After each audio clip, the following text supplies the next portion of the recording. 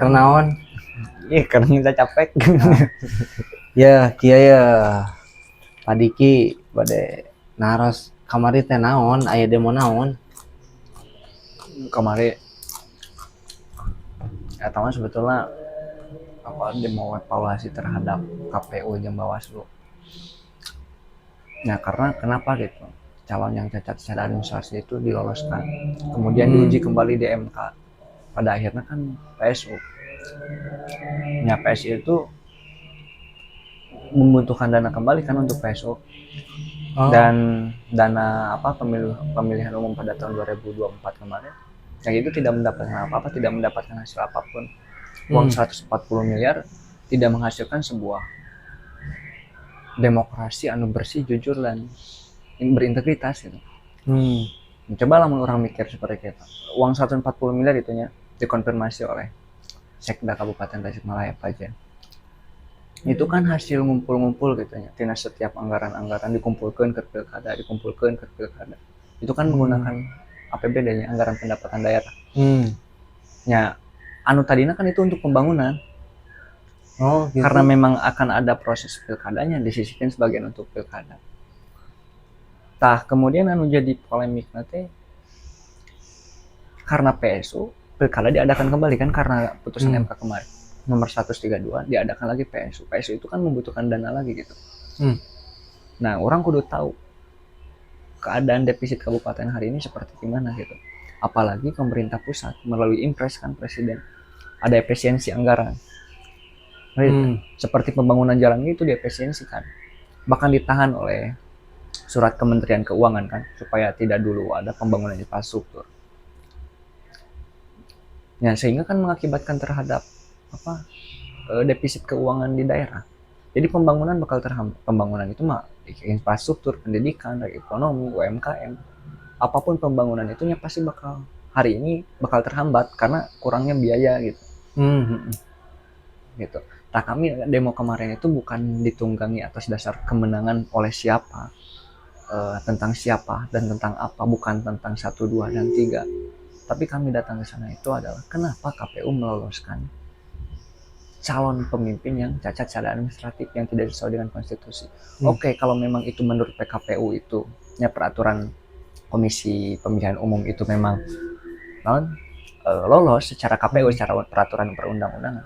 Tetapi kan ya ada 4 putusan MK anu memang membatasi terhadap periodisasi. Memang di pasal 7-nya ayat 2 huruf N. Ari nu kamari teh memang sama sekali tak aya suruhan. Tidak ada, itu mah bentuk idealisme dan pergerakan. Ya karena tadi teh akan anu berbicara ayeuna 60 miliar teh kan untuk itu kan diambil dina uang daerah itu. Posisinya dari keuangan daerah. Anu tadinya itu kan untuk pembangunan. Nah, pada dasarnya dengan adanya PSU maka pembangunan bakal terhambat. Seperti itu, Pak.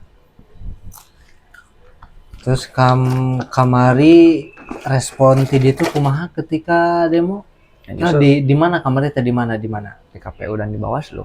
Jadi di jantung demokrasi, di tempat jantungan demokrasi kan KPU dan Bawaslu itu. Dua tempat kamari teh? Dua tempat. Satu tempat tapi 2 instansi. Lokasinya ada sami didinya. Dan tidak ada respon sama sekali dari kedua pihak tersebut. Hari kamari respon ti ditu teu aya sama sekali. Tidak ada. Kami hanya dibentrokan dengan polisi. Ya pada tanda kutip kami chaos gitu. Karena memang kita didatangi, kita hanya dibentrokan dengan polisi. Dan katanya ketua KPU dan ketua Bawaslu itu tidak ada di sana. Gitu. Orang mana ketua Bawaslu-na? Mungkin orang Tasik sih. Orang Tasik kan? Kabupaten Pamit Lepat mah. Jualan oge. KPU oge. Oke. Hari kamari ninggal eta kuatkeun loba kitu tuluy nyeungeut naon ieu teh? Ban. Ya ini orang berbicara nyeungeut ban itu bukan sebuah perusakan, tapi itu ada nilai filosofi. Kumaha pembakaran ban. Ya orang tahu kan, sebelum revolusi yang terjadi di dunia, revolusi yang terjadi di umat manusia, sebelum revolusi agrikultur, sebelum revolusi kognitif, sebelum revolusi saintifik, satu hal yang merevolusi manusia itu adalah api.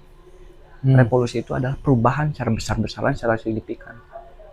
Maka ketika api dinyalakan di sana, berarti itu ada tandanya revolusi. Bahwa kami pun berhak untuk merevolusi. Bahkan kami pun harus ikut ambil di dalam revolusi tersebut. Dan memang ya, dan jujur gitu, ketika demonstrasi kemarin itu demonstrasi yang sangat seksi sekali. Maksudnya apa gitu, bisa disalahpahami oleh awam. Barangkali ini ada yang menunggangi, barangkali kan dina persepsi masyarakat itu mau ditunggangi paslon itulah, paslon inilah, paslon ini. Padahal jujur gitu, itu tidak pernah ada sama sekali menunggangi. Bisa dilihat dari narasi-narasi yang kami sampaikan. Apakah kami misalkan akan menginjak sebuah paslon dan menanggetkan paslon yang lain? Enggak. Kami hanya berfokus terhadap KPU itu sendiri. Kenapa bisa cacat di masalah administrasi? Yang mengakibatkan tadi kerugian secara total kan besar-besaran, berimbasnya karena pembangunan. Nah, seperti itu. Nah gitu. Bahkan tuntutan kami kemarin adalah ketua KPU dan ketua Bawaslu itu harus dicopot dari jabatannya. Bahkan memang ada dugaan di sini ada tindak pidana gitu. Kalau lebih dikerucutkan lagi tindak pidana korupsi. Memang ada dugaan seperti itu. Gitu. Dari teman-teman. Ari ngumpulkeun data pami demo kitu teh langsung atau kumaha? Langsung ngademo langsung kumaha atau aya persiapan heula? Ada teknisnya kan. Oh, aya teknisna jadi henteu sembarangan. Ada tidak sembarangan. Nah, contohnya orang wajib untuk konsolidasi. Perilaku orang arek advokasi sebuah kebijakan, mau mendemonstrasi sebuah kebijakan tanpa kita ada konsolidasi, tanpa ada kajian di belakangnya, itu kan itu bukan demonstrasi sebenarnya, itu bentuk provokasi menurut saya.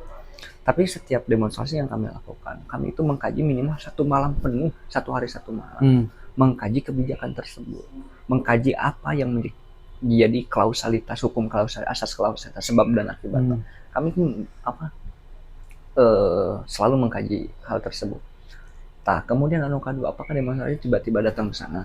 Enggak kan, kita mendatangi dulu Polres, kita mendatangi dulu pihak yang berkaitan, kita mendatangi dulu Intel, gitu. Nanti ada koordinasi dengan Intel, dengan polisi dan lain sebagainya. Gitu. Tidak ada perusahaan sama sekali. Kami hanya membakar ban. Ban itu juga bukan ban mobil yang kami ambil sembarangan gitu, tapi itu ban mobil yang kami ambil, yang kami beli dari ban-ban bekas. Gitu.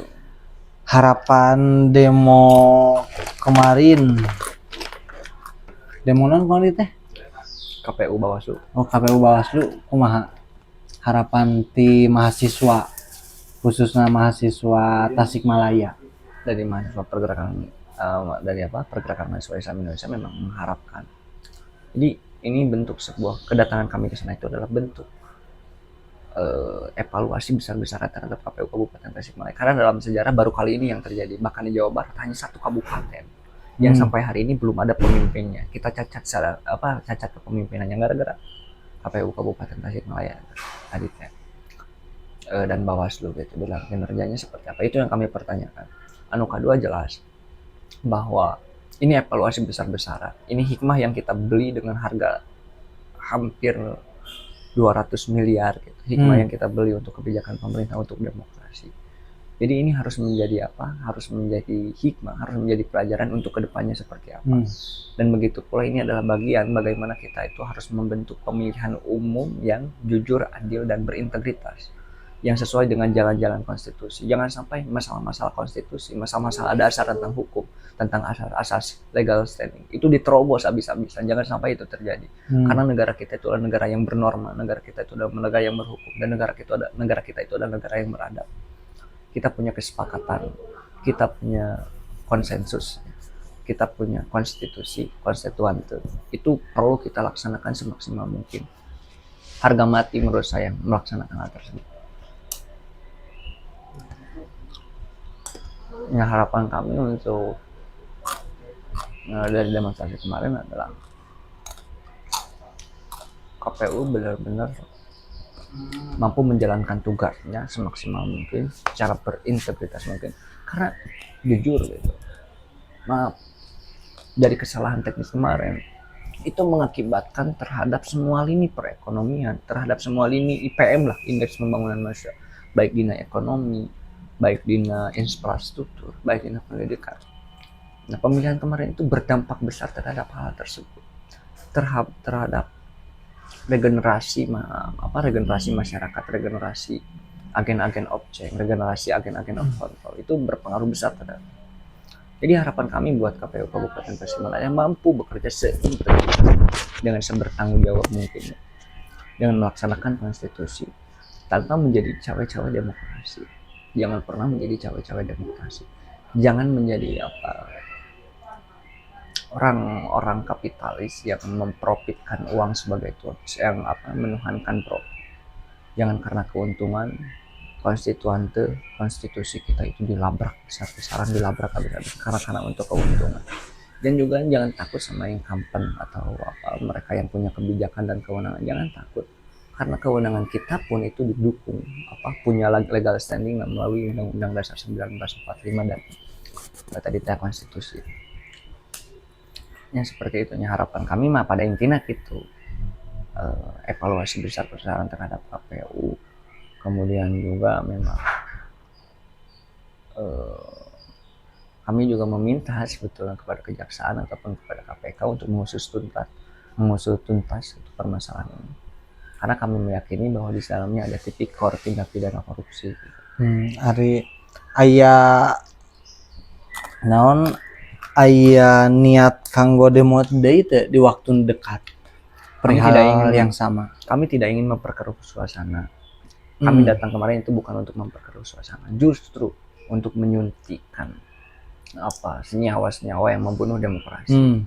Kami datang dan kami akan dan kami pun kemarin sama teman-teman tidak akan ada demonstrasi lagi sampai PSU itu dilaksanakan. Jadi PSU setelah dilaksanakan kami akan melakukan demonstrasi untuk evaluasi besar-besaran kembali. Untuk saat ini sampai nanti PSU kami tidak ingin memperkeruh suasana, juga tidak ingin mengkacaukan keadaan yang setelah kacau hari ini. Justru kami akan menunggu PSU itu kembali dan melaksanakan demonstrasi dengan massa yang lebih banyak untuk untuk evaluasi yang besar-besaran ya terhadap kinerja KPU kemarin. Berarti moal aya deui satacan reng CPSU ya dari pihak kami, dari pihak Pergerakan Mahasiswa Islam Indonesia itu tidak akan ada lagi. Kemarin bisa dikonfirmasi oleh ketua cabang tersendiri Kang Mujib Rahman. Tapi untuk demonstrasi yang dilakukan oleh organisasi lain itu saya belum tahu. Gitu. Tapi pada intinya PMI tidak akan bergerak kembali sebelum adanya PSU. Gitu. Selama kamari demo teu aya hal-hal membuat keresahan baik kan biasanya sok aya nih kan demo ka warung jadi malah teu dibayar atawa nyanak tuangeun teu dibayar. Nah, gerakan kami itu adalah gerakan kolektif. Gerakan kami itu adalah gerakan yang punya dasar dan legal standing, punya substantif dalam gerakan kami. Kami itu bukan gerakan orang-orang sewenang. Kami juga punya pemimpin, kami juga punya korlap, kemudian kami juga punya label sebagai mahasiswa. Tentu nilai-nilai pendidikan dan norma-norma pendidikan itu lebih kami kedepankan. Seperti tadi, untuk menanggulangi tadi kehausan yang lain sebagainya, kami udah menyiapkan minuman. Ya teh botol atau aqua gelas untuk sudah bawa sendiri juga. Yang kemudian ada pagar-pagar dari teman-teman senior juga. Nanti kalau memang bisa ada orang-orang dari kami gitu yang memang melanggar, maka setiap demonstrasi itu massa yang kami bawa, massa yang datang bersama kami dari Pergerakan Mahasiswa Islam Indonesia itu selalu menggunakan ciri khas gitu. Untuk Untuk menjauhi dari provokasi. Kemudian untuk menandai bahwa dia itu adalah anggota kita gitu. Jadi ketika dia bersalah, kami pun enak untuk untuk menyangkalnya gitu, untuk mengingatkannya, tidak kaku. Seperti itu. Nah, kemudian seperti menurut saya seperti dorong-dorong bersama polisi itu adalah bentuk sebuah kekecewaan terhadap instansi publik yang terkait. Sebetulnya kami itu tidak punya masalah dengan polisi. Kami itu tidak punya masalah dengan APH, aparat penegak hukum. Kami hanya punya masalah. Kami hanya punya kepentingan. Kami hanya ingin dipertemukan dengan pihak-pihak terkait, badan-badan terkait. Dalam konteks kemarin itu adalah KPU atau Bawaslu. Namun mereka tidak menemuinya gitu. Dorong-dorongan kami dengan polisi itu adalah bagian kekecewaan kami tidak ditemui oleh mereka. Gitu. Aya nyoba bade ka pusat. Ya tadinya mau ke DKPP kan. Dewan Kehormatan Penyelenggara Pemilu. Iya. Memang kode etik mau dikejar juga gitu. Nyata teh bisa ada penyalahgunaan wewenang, anu kedua juga bisa ada tipikor di dalamnya. Tah hampura ieu teh. Ieu teh awi teh di sisi teh di dieu aya kamera. Nya teu naon. Karena mah sambil ngobrol kan butuh jelas oge kan. Gitu. Nya. Dah kita atur nuhun atuh mainten. Dah soalnya kan viral atuh di TikTok. Viral di TikTok teh. Lain hiji dua akun anu dan di TikTok di framing Pak. Justru aja nyebut pengguna TikTok anggota PMI ditunggangi oleh ini, ditunggangi oleh ini. Padahal sumpah demi Allah gerakan kami itu gerakan konstitusi. Gerakan konstitusi. Jelas. Oke kanggo ngaluruskeun gitu. Dugaan-dugaan yang tidak sesuai dengan faktanya. Saya kira seperti ini, mungkin kalian yang di luar justru sebenarnya ini adalah bagian daripada politik. Anda tidak suka terhadap politik, Anda tidak tertarik terhadap politiknya, itu urusan Anda. Tapi politik setiap hari pun tertarik pada Anda. Pada setiap kebijakan, transaksi kita ke warung, beli rokok atau beli apa, itu ada kebijakan politik di dalam. Dan kami sebagai mahasiswa atau sebagai agen of change, sebagai agen of control sosial, kita tahu hari ini di negara kita adakah itu satu-satunya yang mampu berdiri dengan keoposisiannya kalau bukan mahasiswa? Ada gak satu partai yang memang berdiri dengan keoposisiannya? Enggak. Mereka itu fleksibel. Tapi masyarakat atau mahasiswa itu adalah orang-orang yang teguh dengan pendirian terhadap oposisi. Tapi oposisi itu bukan berarti menyalahkan yang benar juga. Oposisi itu mendukung yang benar, ya, tetapi mengoreksi yang salah gitu. Itu bentuk oposisi. Jadi jangan menyatakan oposisi itu selalu menentang pemerintahan, bukan. Jadi oposisi itu mendukung yang benar dan mengkoreksi yang salah. Gitu. Ya kalau kita kembali kepada catatan Sohoki, Tan Malaka ya, kemewahan terakhir dari seorang pemuda itu adalah idealisme. Semakin redup idealismenya maka akan semakin banyak korupsi. Kalau kita membiarkan hal ini terjadi, berarti kita tunduk pada kedoliman dan kesewenang-wenangan bagi kami. Tunduk kepada kedoliman dan kesewenang-wenangan. Jadi saya memikirkan apa gunanya kita duduk di pendidikan, di pembelajaran sekian belasan puluhan tahun, tapi kita tidak punya kontribusi terhadap masyarakat, tidak terhadap kontribusi terhadap kebijakan pemerintah. Nah tadi silakan Anda mau turun ke bawah secara langsung boleh, tetapi menusuk ke jantung pemompa kebijakan pun kita harus gitu. Jadi orang ulah ngobat itu di bawah nah unggul, tapi kalori itu diobatan. Biar merata pengobatan.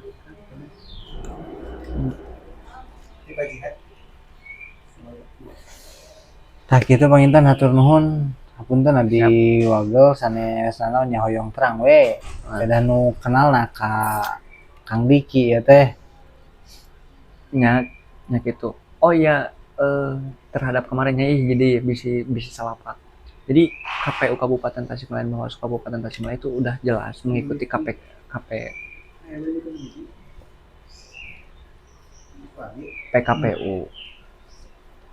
Jadi sudah jelas mereka itu mengikuti aturan PKPU, Undang-Undang Nomor 7 Ayat 2 huruf N. Jelas sekali. Jadi tidak melanggar peraturan PKPU. Tetapi hanya saja mereka itu tidak memperhatikan putusan-putusan MK. Sebelumnya ada 4 putusan MK, kan ada di nomor 2, ada di nomor 67 kalau tidak salah. Ada 4 putusan yang menyatakan satu periodisasi kepemimpinan. Dan untuk kepemimpinan kemarin calon yang didiskualifikasi itu kelebihan 18 hari. Minimal itu untuk kepemimpinan daerah, ada kepemimpinan satu periode itu adalah 2 tahun 6 bulan. Dan kemarin tapi didiskualifikasi ya, itu karena lebih 18 hari. Jadi tadi KPU tidak melihat putusan-putusan MK yang 4 tadi gitu. Jadi fokus teuing karena PKPU. Eta unggul sih yang menjadi kritik dasarnya dan tadi teh pemborosan anggaran. Nah, seperti itulah intinya mah. Ya tuh nuhun informasinya supados taya kesalahpahaman oge. Kadang dina aya nu ngadukung, aya nu henteu dina komentar-komentar teh jeung aya naon nu dina ieu. Ari kieu mah kan jelas tujuanna lurus berarti tujuan. Kamari aya demo hoyong tepang sareng Bawaslu sareng naon KPU teh. Nya nuhun hapuntenna. Ya. Iya tuh, nuhun. Tangan terkepal dan maju ke muka lawan. Ya, cakep boy.